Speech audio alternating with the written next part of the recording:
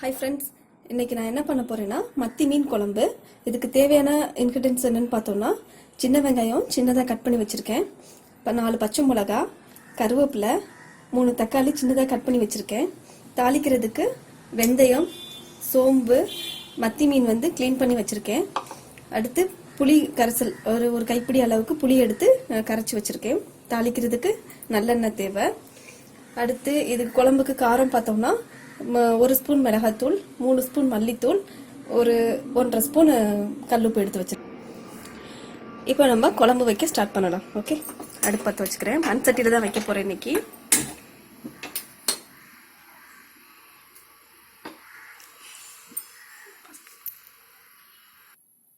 Okay, இப்போ சட்டி காஞ்சிருச்சு. இப்போ மரச்செக்கு நல்லெண்ணெய் இது இப்போ நம்ம சட்டியில் போட்டுக்கலாம்.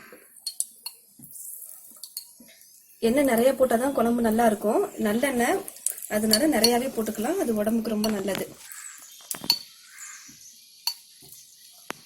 இப்போ எண்ணெய் காஞ்சிருச்சு. இதில் இப்போ வெந்தயம்,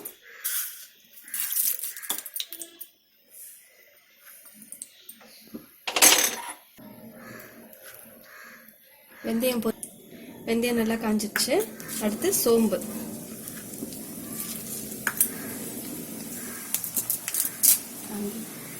வெந்தயம் பொரிஞ்சிருச்சு. இப்போ கருவேப்பிலை போட்டுக்கலாம். பச்சை மிளகா, நான் சொல்ல மறந்துட்டேன், 4 பூண்டு எடுத்து இடிச்சு வச்சுக்கணும்.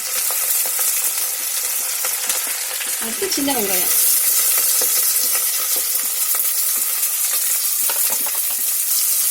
இப்போ இது எல்லாத்தையும் போட்டு நல்லா கிண்டிட்டு, இப்போ எடுத்து வச்சிருக்க உப்புல கொஞ்சம் எடுத்து நம்ம வெங்காயம் கூட போட்டுட்டோம்னா அது சீக்கிரம் வதங்கிடும். இப்போ தேவையான அளவு மஞ்சள் தூள். இது எல்லாத்தையும் ஹீட்லயே நல்லா வதங்குற அளவுக்கு நல்லா வதக்கிடணும். வதக்குனதுக்கு அப்புறம் இப்போ தக்காளி ஆட் பண்ணிக்கலாம். இந்த ஸ்டேஜ்ல இதுக்கு நான் பாதி தான் ஆட் பண்றேன்.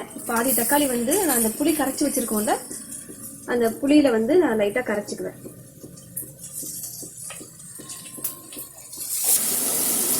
இப்போ வெங்காயம், தக்காளி, பூண்டு எல்லாமே நல்லா வதங்கிருச்சு. எண்ணெய் நல்லா அழகாக பிரிஞ்சு வந்துருச்சு. இந்த ஸ்டேஜில் நம்ம இந்த மல்லித்தூள், மிளகாத்தூள், உப்பு வச்சுருக்கோம் இல்லையா, இதையும் இதில் ஃபுல்லாக சேர்த்துக்கலாம்.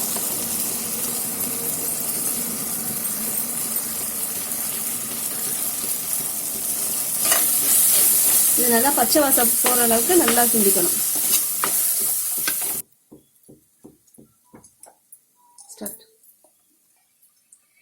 அது வதங்குறதுக்குள்ள நம்ம இந்த புளி கூட இந்த தக்காளி வச்சிருக்கோம் இல்லையா, அதை நல்லா கரைச்சிக்கலாம். இப்போ நல்லா இந்த புளியையும் தக்காளியும் நல்லா கரைச்சி வச்சாச்சு. இப்போ நம்ம இதை எடுத்து இதில் ஆட் பண்ணிக்கலாம். இது நல்லா வதங்கிருச்சு, நல்லா பச்சை வாசனை போகிற அளவுக்கு நல்லா வதங்கிருச்சு. இந்த ஸ்டேஜில் நம்ம இதை ஆட் பண்ணிக்கலாம்.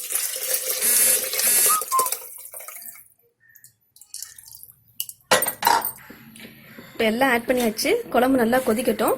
ஒரு 5 மினிட்ஸ் இதை நம்ம மூடி வச்சிடலாம். இப்போ குழம்பு ஆவி வந்துருச்சு, கொதிக்குதான்னு பார்ப்போம். நல்லா கொதிக்குது.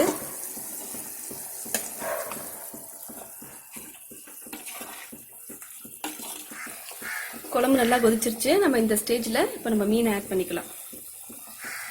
நல்லா கேஸை குறைச்சி வச்சுக்கோங்க. குறைச்சி வச்சுட்டு லோ ஃப்ளேமில் இது எல்லாத்தையும் போடணும். 1 பை 1 எடுத்து போடுங்க.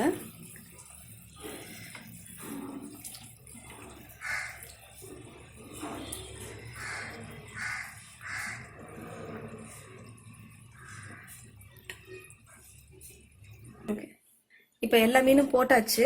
இது எல்லாம் நல்லா குழம்புல நல்லா அமிழ்ந்து இருக்க அளவுக்கு நல்லா ஃபுல்லாக போட்டுருங்க. கொஞ்சம் இப்படியே வச்சோன்னா இது நல்லா கொதிக்கட்டும். ஒரு ஆவியில் மீன் வெந்துடும். அது வெந்தோடய ஆஃப் பண்ணிடலாம். இப்போ குழம்பு நல்லா கொதிச்சிருச்சு. நம்ம இப்போ மீன் வெந்துருச்சான்னு பார்க்கலாம். பாருங்க, மீன் நல்லா சூப்பராக அருமையாக வெந்திருக்கு. இந்த ஸ்டேஜில் நம்ம கேஸ் ஆஃப் பண்ணிடலாம். இது அப்படியே மண் சட்டியில் இருக்கனால ரொம்ப நேரம் கொதிக்க வைக்க வேணாம். அந்த ஹீட்லேயே மீன் நல்லா வெந்துடும். இந்த ஸ்டேஜில் கேஸ் ஆஃப் பண்ணிடலாம். பாருங்க, நான் இப்போ குழம்பு ஆஃப் பண்ணிட்டேன். ஆனால் இருந்தாலும் குழம்பு உங்களுக்கு இவ்வளோ தூரம் கொதிச்சுக்கிட்டே இருக்குது. இது ரொம்ப வாசமாக சூப்பராக இருக்குது. நீங்களும் ட்ரை பண்ணி பாருங்கள்.